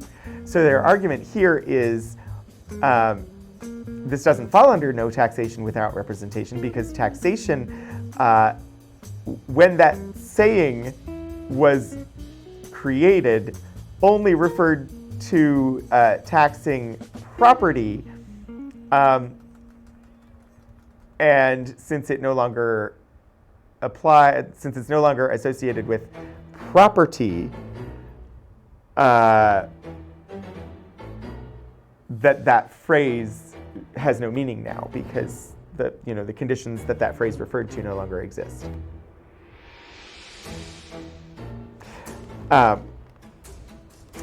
Let's see, then we've got, it is assumed that the possession of the right of suffrage would be an elevating and refining influence for women. Has it been so with men? Certainly, at no period of the history of the country have there been so many complaints as to the indifference of the educated classes and of the venality of ignorant citizens as at this time. Judging by the effect, therefore, of universal suffrage upon man, and considering the more emotional nature of woman, it is a fair inference that the conferring of the suffrage upon them would be a degrading rather than an elevating or refining influence. So basically, just look at what happened when men got the ability to vote. Suddenly, men became more depraved. If we allow women to vote, they're going to become more depraved. I do not understand the causation there. You may have identified a correlation, but not a causation. 9, so far as the family is concerned, a new element of discord and of injustice will be introduced. Among the enlightened, doubtless, political issues would be fairly discussed and differences of opinion would be tolerated, but in the great majority of cases, women will either blindly follow dictation or submit to coercion, by which the influence of the baser elements of society will be enlarged and that of the conservative elements be impaired. Wow, they've got a couple things in there. They basically their argument is women aren't going to be able to make decisions for themselves, so they will just follow the pack. And then they go on to clarify that by saying that the influence of the baser elements of society will be enlarged and that of the conservative elements be impaired. Basically, liberal views women will be more likely to vote for liberal views, therefore they shouldn't be allowed to vote. And yeah, there was also women can't think for themselves. Women, yeah. So, but yeah, that last little bit, the last bit after that last comma is that women aren't going to support the Conservative Party, so we don't want them to be able to vote. Then we have number 10. Taking a dispassionate survey, therefore, of the whole situation, it would appear that women have no grievances that cannot be redressed through existing agencies, and that the possession of the suffrage would not tend to enhance either the interests of woman or of society, but that, on the contrary, it would tend to degrade by imposing a privilege which she could not exercise without confessing her inability to perform the corresponding duties which adhere to the responsibility of civil government.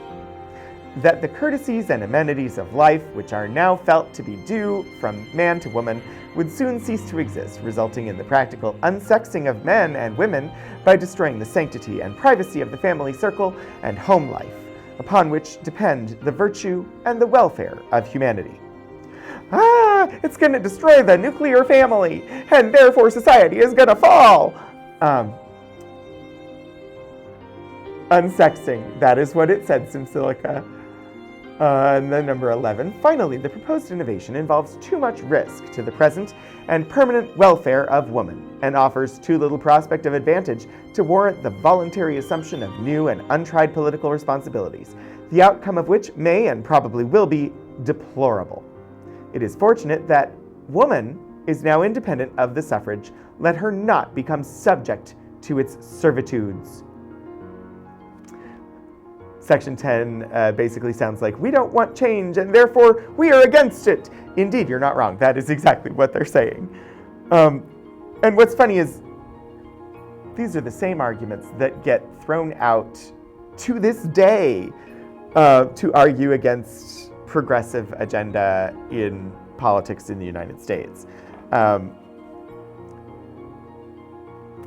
same arguments, just these are tailored to denying women the right to vote, where the ones today are denying people right of autonomy over what happens to their own body with discussion with their medical professionals.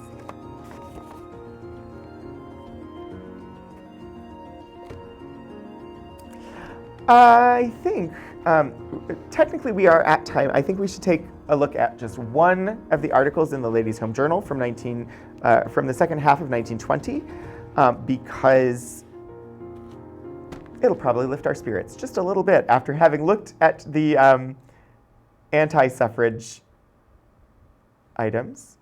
The camera froze. Hang on one second.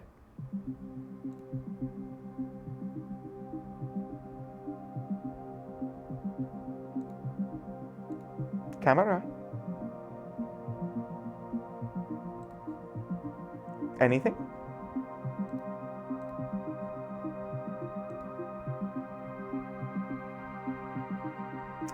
Well, can you all still see me? Am I still live? I think I am. I'm going to adjust. I'm going to try turning it off and turning it on again. The document camera decided that it did not want to allow for adjustments in its Zoom. So I need to wait a second while it becomes available for me to connect to.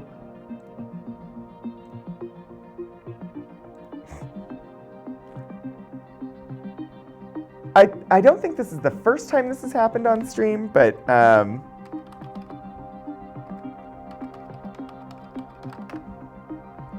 it was certainly inconvenient. Hang on, I can't.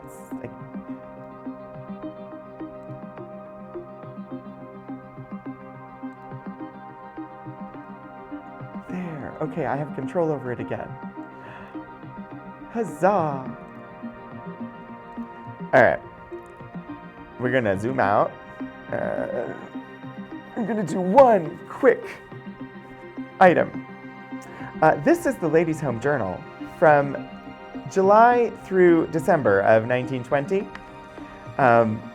you can sort of see, some of the sides here. But I have actually tagged in here every article about women's suffrage. They start in July. When are equal suffragists equal? That's not the one we're going to read. That's the second half of it. A Small Nation, a Grand Duchess, and Universal Suffrage, which is one talking about Charlotte of Luxembourg, universal suffrage in Luxembourg, not the US, but this is a magazine aimed at a US audience, so having it be examining universal suffrage where it existed elsewhere in the world was of interest.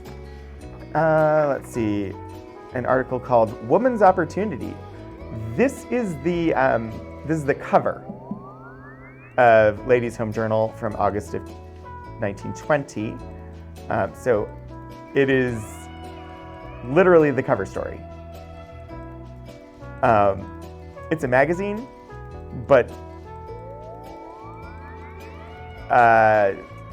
today we think of magazines as having like the glossy covers and stuff like that.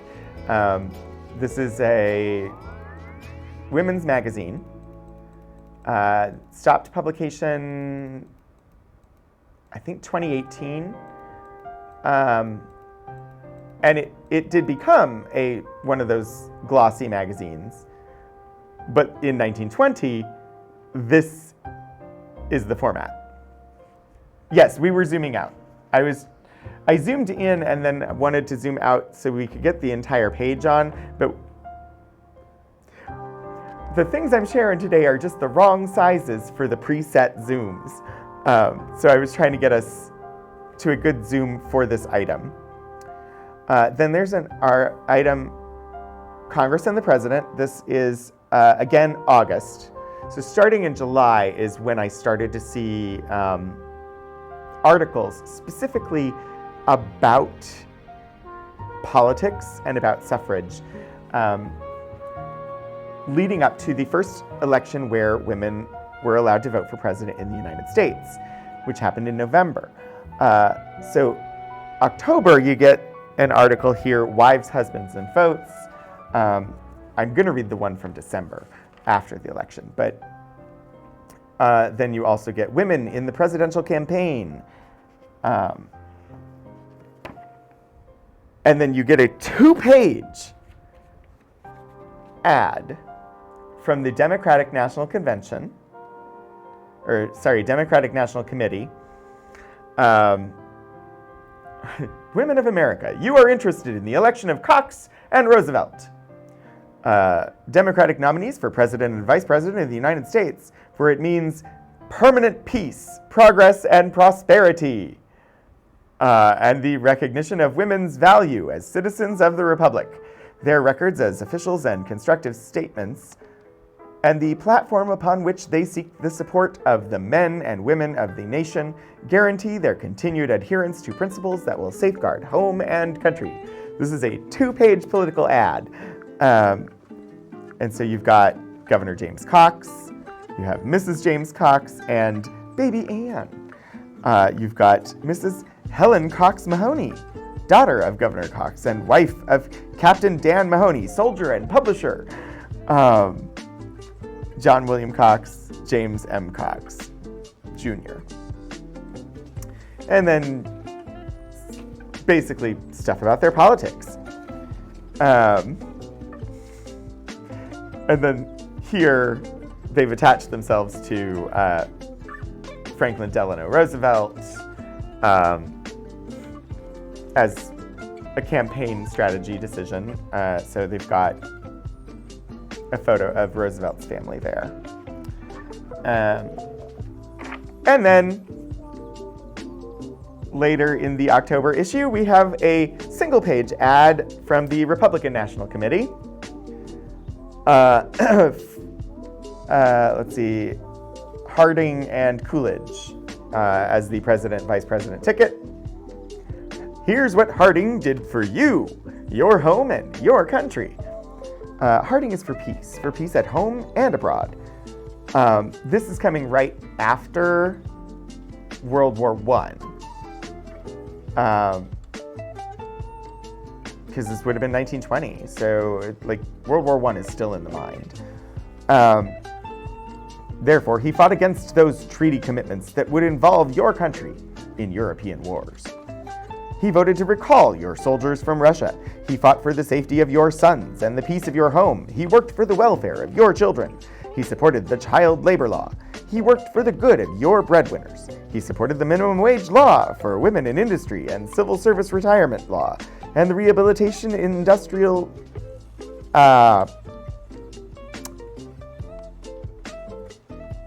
disabled person law. There's a historical term there. You can't see it on screen, but it's a C word that shows up in regular usage today. And since a lot of you came over from 16-Bit Eric's channel, I'll just mention it's a C word that shows up quite often in modern publications of tabletop role-playing games.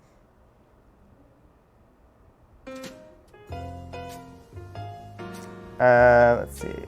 Well, that's just more of the women in presidential campaign. So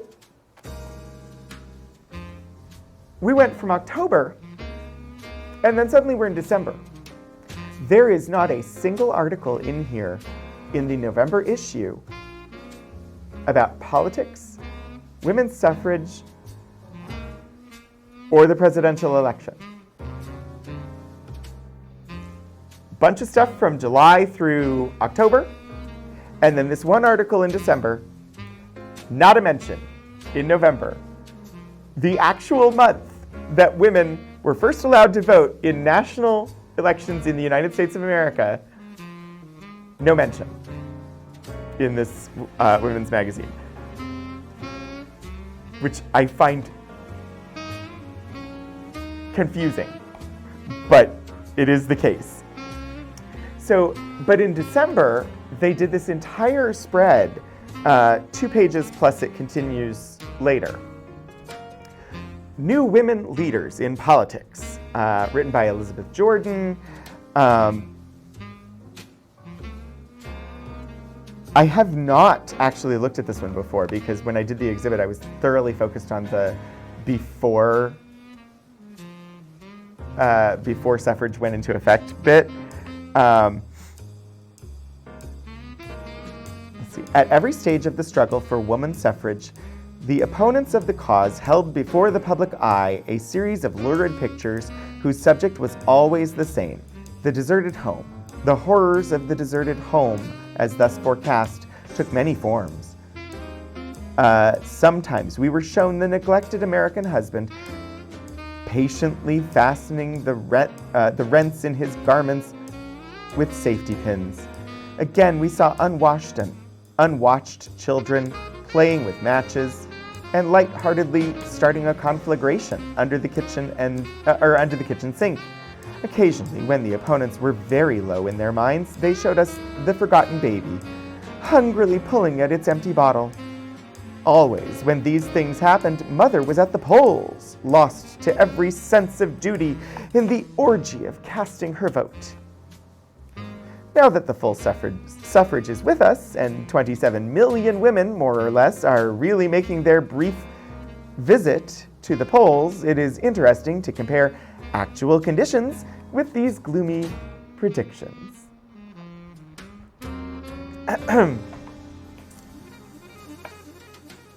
One enters the homes of women leaders in politics and finds those homes swept and garnished, quite as of yore. One gazes at the husbands of women leaders. There is a slight intensifying of the thoughtful expression these gentlemen have worn for several years, but that is all, and it is due merely to the mental strain of trying to answer the intelligent political questions of their wives. So we may safely conclude that the homes and husbands of women voters are not being neglected. Looking at their children, we find them also admirably cared for. But this, I am passionately assured by an anti-suffragist, is because the poor little things are learning to take care of themselves. To support her theory, my anti-suffrage friend repeated this incident. Josephine and Genevieve Blank are the little daughters of a woman already well known in politics. Josephine is 8 years old and Genevieve is 5. The other day, Josephine, an immaculate figure in white, was horrified to discover her infant sister seated in a puddle in the grounds of their country home, happily engaged in making mud pies. Genevieve Hildegard Blank, gasped Josephine, seizing the absorbed chef by an arm and pulling her to her feet. You come right straight into the house and have a bath and get on clean clothes. You know perfectly well that Mama's in politics, and we simply must not look neglected. Oh.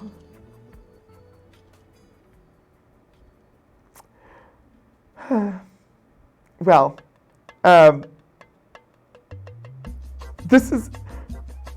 it's entertaining and also just interesting. It's a multi-page spread just basically talking about how we've had years and years and decades of like dire predictions of how everything's going to fall apart when women are no longer focused entirely on running the house. And it's like, okay, women voted last month, 27 million of them. So let's look and see how things are. Things are fine. Anyway, yeah, conciliance. I know. I have gone an extra 15 minutes. I do have to end. We got through a lot of what I pulled today, but as always, there's more. And there's probably stuff on women's suffrage in the archives near you, wherever you might be, because this was not just an issue in the United States and continues to be an issue to this day in many countries. So you can probably find something on this topic if it's one that's interesting to you. I do want to say thank you very much for joining me today. I'm going to see if I can make things work properly to go to a screen that will let me say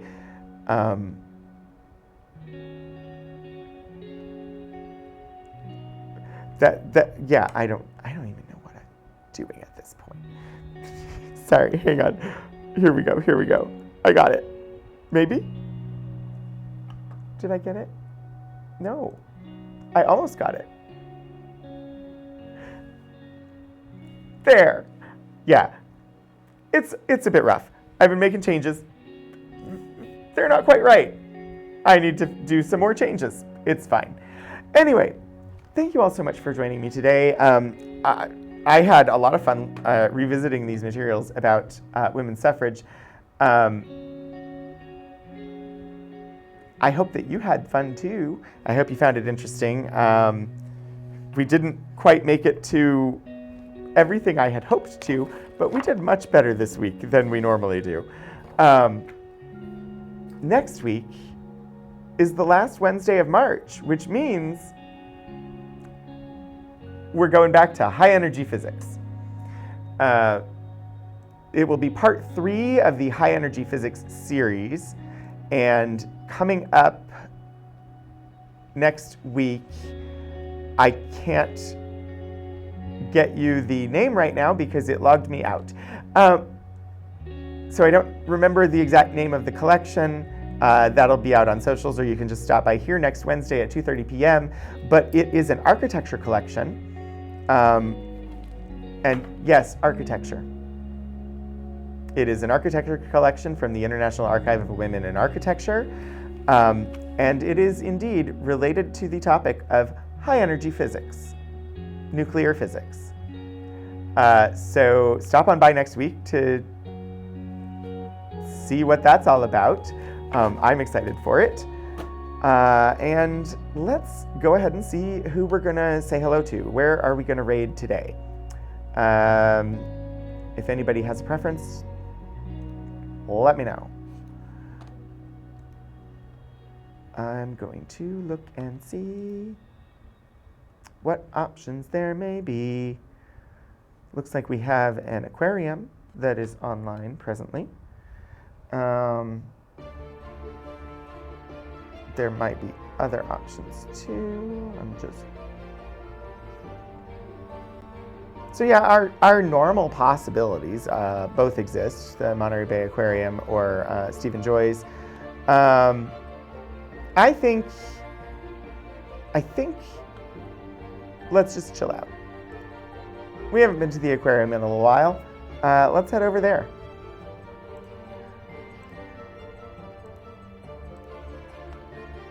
So yeah, thank you so much everybody for joining me today. Thank you for Eric for the raid, and hopefully I see you again soon. I really am looking forward to doing more of these. It's been 2 years, but there's always more to see. Yeah, hopefully I see you soon. Until I do, keep exploring history.